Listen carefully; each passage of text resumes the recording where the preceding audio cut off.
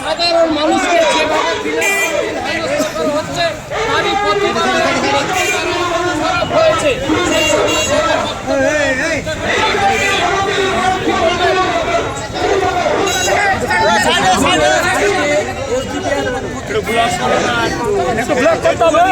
আরে এখন ব্লক করে না, ব্লক করে হলো।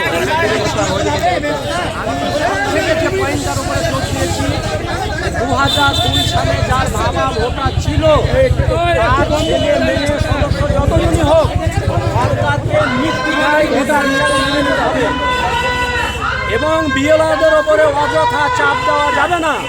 আজকে বহু বিএলও আত্মহত্যা করেছে, হার্ট অ্যাটাক হয়েছে, তারা পদত্যাগ করছে, তাদের পরিবারগুলো নিঃস্ব হয়ে যাচ্ছে।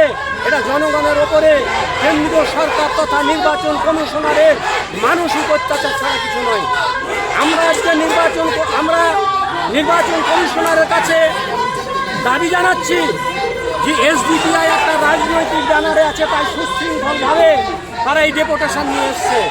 কিন্তু আজকে যে পশ্চিমবাংলার অবস্থা, গ্রামে গঞ্জে সাধারণ মানুষের মধ্যে যে গুণগান শব্দ, এমন একটা জনবিস্ফোরণ ঘটবে এই বাংলায়, যা সারা বাংলায় মানুষ এখানে ওখানে মারধর, অগ্নিসংযোগ, এখানে মার খাবে সেখানে মার খাবে, তারা মৃত্যুবরণ করবে, কিন্তু তাদের নাগরিকত্ব তারা ছেড়ে দেবে না। তারা ভারতবর্ষের নাগরিক হিসেবে বেঁচে থাকবে।